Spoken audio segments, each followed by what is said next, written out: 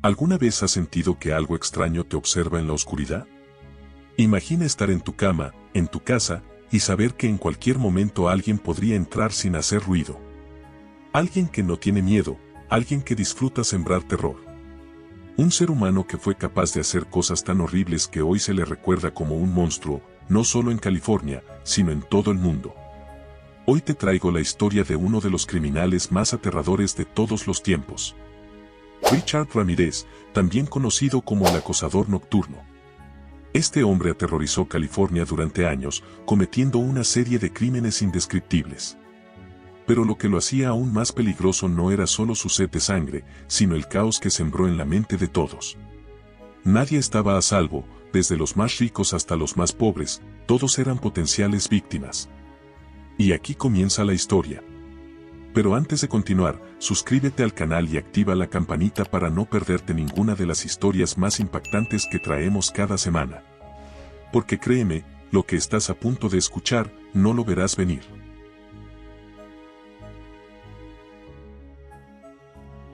Richard Ramírez nació el 29 de febrero de 1960 en El Paso, Texas, en una familia marcada por la pobreza y la violencia. Desde joven, comenzó a mostrar señales de un comportamiento perturbador. Su infancia estuvo llena de abusos y su relación con su padre, un hombre violento, fue traumática. Pero lo que más lo marcó fue su primo Mac. Mac era un veterano de guerra que le mostró a Richard las fotos de los horrores de Vietnam. Le enseñó lo que era capaz de hacer el ser humano, lo que lo hizo cuestionarse si las reglas de la moralidad eran realmente necesarias. A los 13 años, Richard presenció cómo Mac asesinaba a su esposa, lo que sembró una semilla oscura en su mente. Fue en ese momento cuando la oscuridad comenzó a tomar forma en él. El 28 de junio de 1984, Richard Ramírez cometió su primer asesinato conocido. Jenny Binkow, una mujer de 79 años, fue su primera víctima. Entró a su apartamento a través de una ventana abierta y mientras ella dormía, atacó brutalmente. La apuñaló varias veces y luego la degolló. Su cuerpo fue encontrado al día siguiente y aunque no fue el asesinato más brutal en términos de tortura, marcó el inicio de su reinado de terror. Pero lo que más desconcertó a los investigadores fue lo que encontró en la escena del crimen. Un mensaje satánico. Un pentagrama estaba marcado en la pared con lápiz labial, una señal clara de su obsesión con el satanismo. Richard no solo quería matar, quería dejar una huella, quería que todos supieran que él era diferente. Que su propósito era mucho más oscuro de lo que nadie podría imaginar. A medida que pasaban los meses, el patrón de Richard se iba haciendo más claro. Atacaba en la noche, elegía víctimas al azar, y lo peor de todo, entraba a sus casas sin hacer ruido. Nadie estaba a salvo. Patty y Manny, una pareja que vivía en un tranquilo vecindario, se convirtieron en su siguiente objetivo. Richard irrumpió en su casa en la madrugada, y mientras Patty y Manny dormían, los atacó brutalmente. A Patty la disparó en la cabeza y luego la violó. Manny, por su parte, recibió un disparo en la cara. Pero lo peor vino después. Cuando Richard intentó escapar, Manny, aunque gravemente herido, logró perseguirlo y lo vio huir. Era un hombre con unos ojos fríos, vacíos, recordó Manny después del ataque. Ese fue el primer vistazo a la psique de Richard Ramírez. No había ni piedad ni arrepentimiento. Solo un deseo de caos, de dejar a su paso una estela de sufrimiento y terror. Pero la suerte le dio un respiro a las víctimas. Manny había sobrevivido, y eso les permitió a las autoridades conectar más pistas sobre el asesino. En 1985, la situación se intensificó. La brutalidad de Richard alcanzó niveles insostenibles. Su siguiente crimen fue uno de los más escalofriantes y espeluznantes que la policía jamás hubiera imaginado. Vincent y Maxine Zazzara eran una pareja tranquila que vivía en una casa en las afueras de Los Ángeles. Estaban durmiendo cuando Richard irrumpió en su casa, con el mismo modus operandi de siempre. Primero, disparó a Vincent mientras dormía. Luego, ató a Maxine y la violó brutalmente antes de matarla. Pero lo peor de todo es lo que hizo después. Le arrancó los ojos a Maxine. Y no los dejó atrás. Se los llevó como un trofeo, como una macabra forma de reafirmar su control, su poder. La policía nunca encontró los ojos. Ese fue solo uno de los crímenes más horrendos. A medida que avanzaba la historia, la violencia y la brutalidad aumentaban. En cada uno de sus crímenes dejaba señales de su adoración al satanismo y su fascinación por el caos. Si te está gustando lo que estás escuchando, suscríbete y apóyame para seguir creando historias como esta. Tras sus primeros crímenes, Richard Ramirez comenzó a incrementar la brutalidad de sus ataques. Ya no solo mataba por matar, sino que buscaba dejar una huella, algo que marcara a sus víctimas y, más importante aún, algo que aterrorizara a toda una comunidad. En 1985, a medida que pasaban los meses, Richard continuaba atacando con la misma frialdad.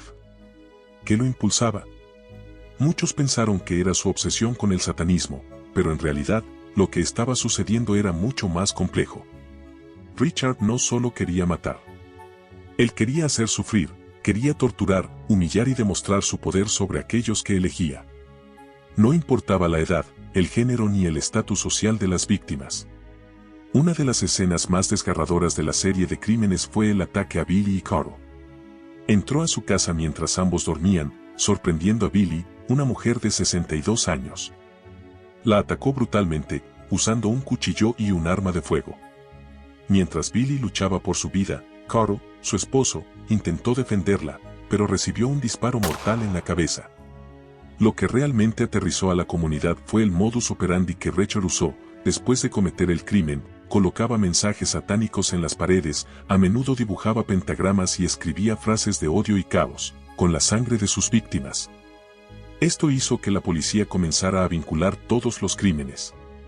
¿Qué tipo de monstruo era capaz de hacer algo tan macabro? ¿Cómo podía alguien pensar que la vida de los demás no valía nada? Y lo peor de todo, ¿cómo podía escapar una y otra vez? California estaba sumida en el miedo. Nadie sabía quién era el asesino, pero todos sentían que no estaba lejos. Las noches se volvieron especialmente aterradoras. La gente comenzaba a dormir con las luces encendidas, con las puertas reforzadas, y muchos, desesperados, contrataban seguridad privada. Pero nada de eso podía protegerlos de un hombre que entraba y salía sin dejar rastro. No sé si mi casa está segura, no sé si el siguiente soy yo. Era el tipo de pensamiento que rondaba las mentes de todos. Y es que el hecho de que Ramírez seleccionara víctimas al azar era lo que realmente los hacía vulnerables. Nadie tenía idea de cuándo ni dónde atacaría a la siguiente víctima. Es en este momento que la policía comienza a tomar en cuenta las similitudes entre los crímenes, el uso de un arma de fuego, los pentagramas dibujados, las huellas de un zapato deportivo de la marca Avia. Pero lo que más desconcertaba a los investigadores era el hecho de que no había un patrón claro, no había un grupo de víctimas que compartieran una característica común. La gente se preguntaba si el asesino tenía alguna motivación o si simplemente se trataba de un ser sin sentido. Por fin, en 1985, la policía comienza a descubrir las piezas del rompecabezas. En una de las escenas del crimen, se encuentran huellas dactilares que son coincidentes con las de Richard Ramírez y, después de comparar testimonios y otros detalles, comienzan a notar que se estaba acercando al círculo de sospechosos. Los detectives, ahora con una pista sólida, distribuyen un retrato hablado del asesino, un hombre joven, con una mirada fría y penetrante. El perfil encajaba con varios testigos, pero aún quedaba la gran pregunta, ¿quién era este hombre? Hasta que finalmente, el 31 de agosto de 1985, el destino de Richard Ramirez cambió. Esa mañana, subió a un autobús en Los Ángeles, completamente ajeno al hecho de que su rostro estaba en todos los periódicos y noticieros. Mientras se desplazaba por las calles, fue reconocido por un grupo de ciudadanos que, al ver la foto del periódico, lo señalaron. Sin pensarlo, los hombres comenzaron a perseguirlo. Imagina esto, estás en la calle, y ves al hombre que ha aterrorizado a toda una ciudad. Lo reconoces.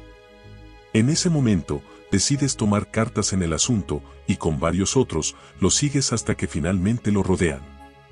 Richard, al darse cuenta de que la multitud lo ha identificado, intenta escapar. Pero es demasiado tarde. La policía, alertada por la multitud, lo arresta en plena vía pública. La captura fue un momento que marcó el final de su reinado de terror. Richard ya no podía esconderse más. Lo que antes era una sombra en la oscuridad, ahora era un hombre rodeado por cámaras, policías y una multitud enfurecida. Imagina la escena. La calle estaba llena de gente que vitoreaba mientras el asesino era detenido. Este fue el primer respiro de alivio para miles de familias que habían vivido aterradas por más de un año. El acosador nocturno finalmente había sido capturado. El juicio de Richard Ramírez comenzó en 1988. Durante el proceso, mostró una total falta de arrepentimiento y una actitud desafiante hacia la corte. En varias ocasiones, se vio en la sala del tribunal levantando la mano con un símbolo satánico dibujado en su palma. Hal Satán, decía, como si desafiara a todos a enfrentarse a su creencia y a sus acciones. Con el juicio en marcha, la familia de las víctimas se sentó en las gradas, esperando finalmente obtener justicia por los horrores que habían vivido. Y, aunque el juicio fue largo, la condena fue clara. Ramírez fue sentenciado a muerte por los crímenes que cometió. Sin embargo, aunque fue condenado, el sufrimiento de las víctimas y sus familias no terminó. El juicio se convirtió en un espectáculo mediático, y Richard continuó alimentando su egocentrismo y su necesidad de atención. La siguiente pregunta que surge es, ¿realmente el mal puede existir en un ser humano de forma tan pura? Muchos psicólogos han tratado de desentrañar la mente de Richard, pero la verdad es que parece que no hay una respuesta clara. Finalmente, en 2013, Richard Ramirez murió de cáncer en el corredor de la muerte. Pero su historia no terminó allí. Su nombre sigue siendo sinónimo de terror. Su imagen sigue marcada en la memoria de los sobrevivientes y las familias de sus víctimas. Y aquí llegamos al final de la historia de Richard Ramirez, el hombre que aterrorizó California, pero que finalmente fue capturado y condenado. Si este relato te ha dejado impactado, asegúrate de suscribirte al canal para más historias de crímenes reales y casos que marcaron la historia. Comparte este video y, por supuesto, deja tu comentario aquí abajo, ¿qué piensas sobre la mente de los asesinos y la psicología del mal? Gracias por quedarte hasta el final. Nos vemos en el próximo video, donde seguiré compartiendo más relatos como este, que te pondrán los pelos de punta. No olvides suscribirte y activar la campanita.